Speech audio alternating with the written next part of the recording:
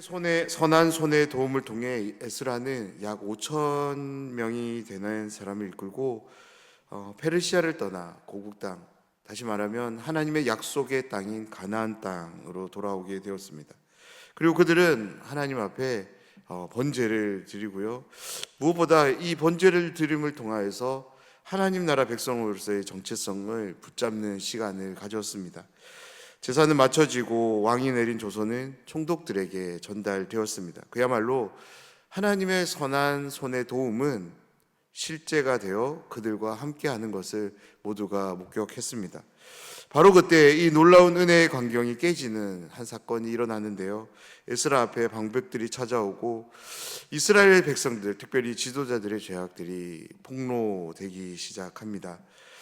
우리가 이 말씀을 바르게 읽기 위해서는 8장과 9장 사이에 있는 시간을 우리가 한번 생각해 볼 필요가 있는데요. 9장부터 시작되어지는 내용들을 우리가 한번 살펴보면 분명 꽤 많은 시간의 흐름이 있었던 것을 우리가 확인하게 됩니다. 다시 말해서 8장과 9장 사이에는 약 4개월이라는 시간이 흐른 것입니다.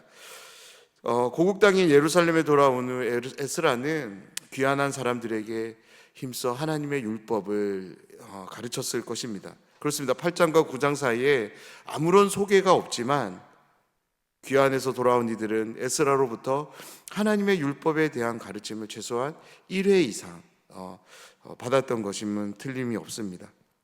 그렇습니다. 9장 1절은 이 일 후에라는 말로 시작합니다. 이 말은 맥락적으로는 앞에 제사가 마쳐지고 왕이 보낸 조서가 총독들에게 전달되는 사건 그 후를 말하는 것입니다.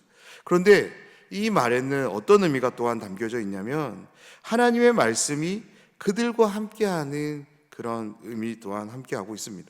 포로에서 돌아온 이스라엘 백성들이 성전에서 선포되는 하나님의 말씀을 처음 듣게 된 것입니다. 그렇습니다. 지금 에스라와 함께 하나님의 말씀을 듣고 있는 사람들은, 즉 2차 포로 귀환자들은 대부분 처음 하나님의 성전을 본 사람들이었습니다. 그리고 그 성전에서 선포되는 하나님의 말씀을 처음 들은 자들이었습니다. 그들이 하나님의 말씀을 듣고 하나님은 그들의 믿음을 작동시키셔서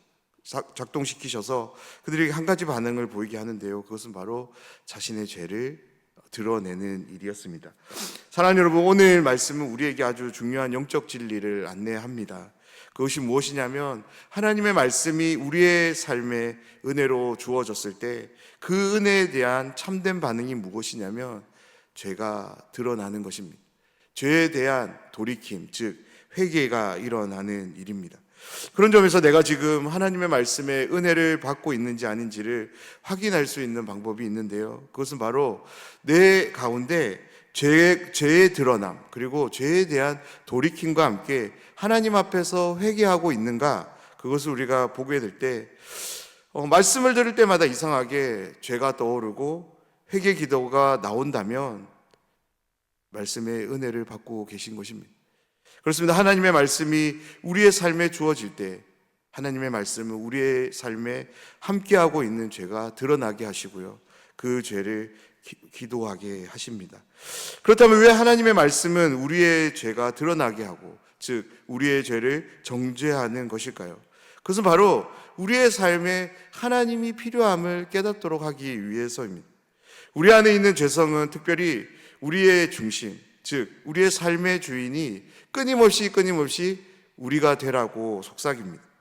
그 결과로 우리는 하나님이 계셔야 할 그 자리에 서슴지 않고 나아가게 되고 그 자리를 차지합니다. 그때 우리는 하나님의 목적과는 전혀 다른 삶을 살게 되는데요, 바로 죄가 함께하는 삶입니다. 이 삶은 절대 하나님이 하나님의 백성들에게 기대하는 삶이 아닙니다. 왜냐하면 죄는 거룩함과 무관한 모습이기 때문입니다. 그런데 문제가 있습니다. 우리 스스로가 이것을 깨닫지 못한다라는 거죠. 내가 지금 하나님의 자리에 앉아 있는지 아닌지를 우리 스스로는 깨닫지 못한다라는 것입니다. 우리가 무엇을 통해서 깨달을 수 있냐면 하나님의 말씀을 통해서 깨닫게 되는 것입니다. 오직 하나님의 말씀만이 우리의 이 모습에 대해서 죄라고 말하고 있기 때문입니다.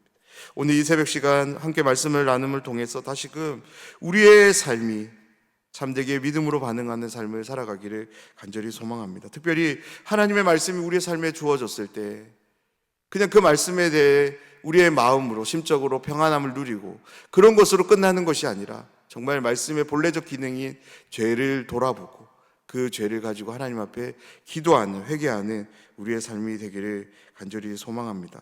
오늘도 말씀 앞에서 철저하게 우리 자신을 부인하며 오직 우리의 주님과 그리스도가 되시는 예수님, 그 예수님을 전적으로 의지하며 늘 마음의 중심에 모시고 살아가는 그런 삶을 결단하며 그렇게 기도하는 이 새벽 시간이 되면 좋겠습니다.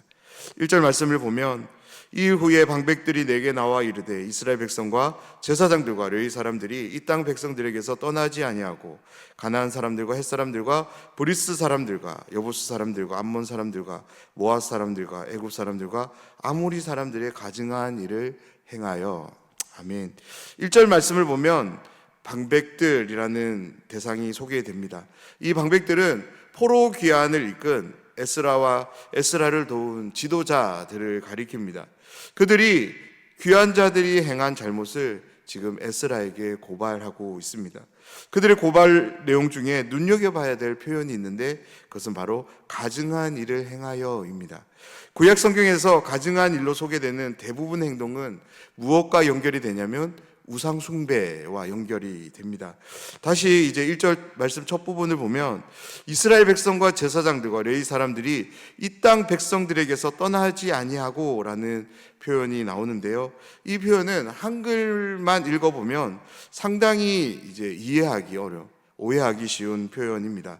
이 표현의 본래적인 의미는 이 땅, 그러니까 이스라엘 백성들이 포로로 끌려가고 난 후 이스라엘 백성들 대신 이곳에 살게 된 사람을 말하는 것입니다. 즉 귀환되어져 온 이스라엘 백성들 이전에 이 땅에서 거주했던 사람들과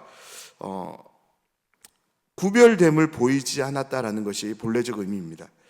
다시 말하면 의역하면 하나님의 말씀이 안내하는 삶이 있는데 그 안내하는 삶이 아니라 이방 민족과 동일한 삶을 살고 있는 것을 이 땅 백성들에게서 떠나지 아니하고 라고 번역하고 있는 것입니다. 그들의 모습은 어떤 모습일까요? 이방 민족이 행했던 모습처럼 성적인 관계를 맺고 그들이 섬기는 우상 숭배를 자행했던 것입니다. 2절 말씀은 이스라엘 백성들, 제사장들과 레위 사람들이 범한 실제적인 문제를 다루는데 그것은 바로 결혼 문제입니다. 2절 말씀입니다. 그들의 딸을 맞이하여 아내와 며느리로 삼아 거룩한 자손이 그 지방 사람들과 서로 섞이게 하는데 방백들과 고관들이 이 죄에 더욱 으뜸이 되었다 하는지라. 아멘. 모세에게 주신 율법을 보면 하나님은 이방 여인과의 결혼을 금하합니다. 그런데 하나님이 금하는 이 결혼을 자유롭게 했다라고 보고합니다. 그런데 그 대상이 누구냐면 하나님의 말씀의 본을 보여야 될 지도자들이 이 죄에 더욱 으뜸이었다라고 말하고 있는 것입니다. 이 말을 들은 에스라의 반응이 소개되는데요. 우리가 말씀을 함께 나누기 앞서서 우리의 입장에서 이 상황을 한번 생각해 보기를 원합니다. 교회의 지도자로서 신앙의 본을 보여야 될 사람들이 우상 숭배를 권장하고 있습니다. 불신 결혼을 장려하는 등 교회의 지도자들의 모습 속에서 하나님의 말씀에 대한 모습이 하나도 보이지 않을 때 우리는 어떤 마음을 가지게 될까요? 가장 일반적인 마음은 비난일 것입니다. 어떻게 목사님이 그럴 수 있지? 한 교회의 장로님이라면 그러면 안 되는가라는 식의 이제 비난이 가장 일반적인 반응일 것입니다. 그런데 이 비난은 그들을 마냥 깎아내리기 위한 비난이 아니라 정말로 안타까운 마음에서 빚어지게 되는 비난인 것을 우리는 알 필요가 있습니다. 그런 점에서 모든 비난이 꼭 나쁜 것만은 아닌 것 같습니다. 그런데요, 아무리 좋은 것이라도 비난이라고 하는 나쁜 형태로 표현된다면 그것을 우리는 좋다고 말해서도 안 되는 것입니다. 오늘 말씀은 우리에게 너무나도 좋은 놀라운 신앙의 모습 한 가지를 제안하는데요.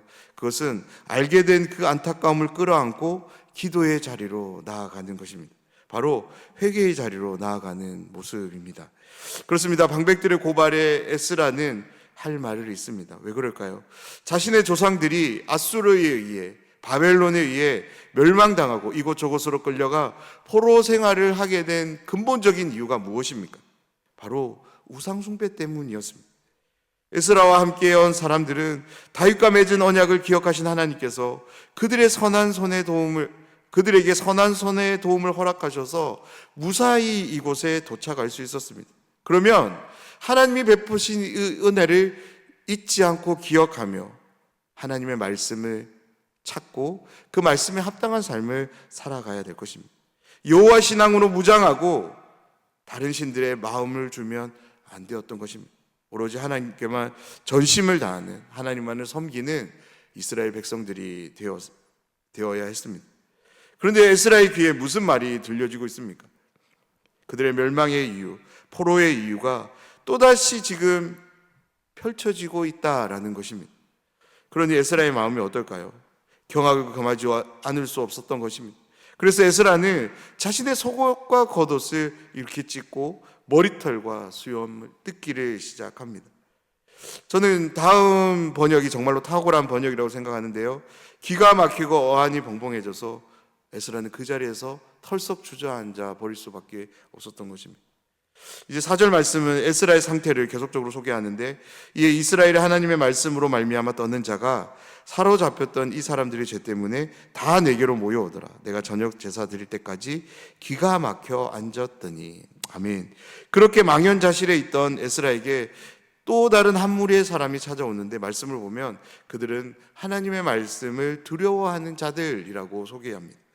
우리가 에스라서를 한번 읽어보면 한 가지 흥미로운 사실을 발견하게 되는데요. 그것은 에스라가 어려움을 만날 때마다 하나님께서 사람을 붙여주시는 것을 보게 됩니다. 사랑하는 여러분, 하나님은 우리가 홀로 일하기를 기뻐하지 않으십니다. 특별히 우리가 어떤 어려움을 만나게 되었을 때 그 문제를 혼자 감당하도록 내버려 두시는 분이 아니라 사람을 붙여주시고, 그렇게 붙여준 사람들과 함께 그 어려움을 이겨내라고 도우시는 하나님이심을 믿으시기 바랍니다. 그런데 놀라운 것은 하나님의 말씀을 두려워하는 이 사람들 역시 이스라엘 백성들의 죄로 인해 에스라를 찾아온 것입니다. 에스라가 그곳에 얼마간 앉아 있었는지 알 수 없지만 곧 저녁 제사 드릴 때가 되었습니다. 자신을 찾아와 준 사람들의 격려에 힘을 얻은 에스라는 정신을 차리고 하나님께 나아가기를 시작합니다. 5절 말씀을 보면, 저녁 제사를 드릴 때 내가 근심에 일어나서 속옷과 겉옷을 찢은 채 무릎을 꿇고 나의 하나님 여호와를 향하여 손을 들고. 아멘. 하나님께 나아간 에스라의 행동이 어떤 행동이냐면 바로 기도의 행동입니다. 에스라는 방백들로부터 듣게 된 이스라엘 백성들의 죄를 끌어안고 하나님 앞에 기도하고 있는 것입니다. 6절은 기도의 내용인데요. 말하기를 나의 하나님이여 내가 부끄럽고 낯이 뜨거워서 감히 나의 하나님을 향하여 얼굴을 들지 못하오니 이는 우리 죄악이 많아 정수리에 넘치고 우리 허물이 커서 하늘에 미치미니이다. 아멘. 에스라는 하나님 앞에서 자신의 심정을 솔직하게 털어놓습니다. 비록 자신이 직접 지은 죄가 아닙니다. 그런데 자신이 인도해온 사람들이 범한 죄이기에 에스라는 그들의 죄를 함께 공유하며 그 죄악들을 가지고 하나님께 기도하고 있는 것입니다. 에스라의 기도가 계속적으로 소개되는데요. 7절 말씀을 보면, 우리 조상들의 때로부터 오늘까지 우리의 죄가 심하매 우리의 죄악으로 말미암아 우리 왕들과 우리 제사장들을 여러 왕들의 손에 넘기사 칼에 죽으며 사로잡히며 노락을 당하며 얼굴을 부끄럽게 하심이 오늘날과 같으니.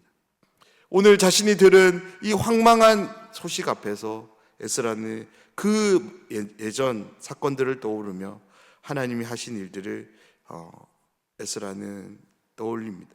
그러면서 이제 8절에서 이렇게 얘기하는데요.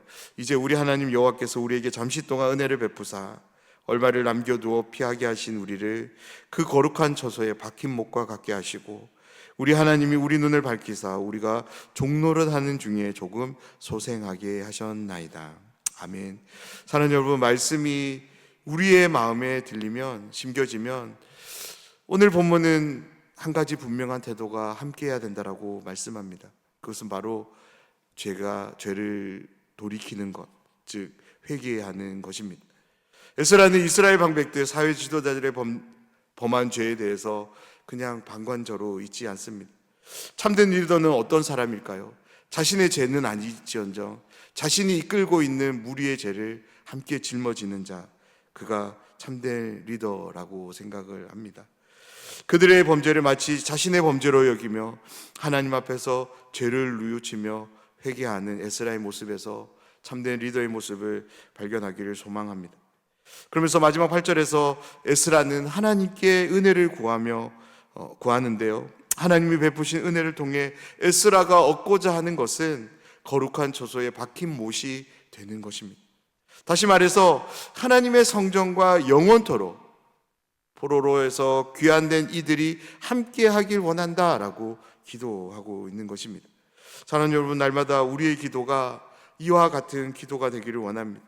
하나님의 말씀을 듣게 되었을 때 내 자신뿐만 아니라 나와 함께하는 사람들을 함께 돌아보는 우리의 모습이 있었으면 좋겠습니다.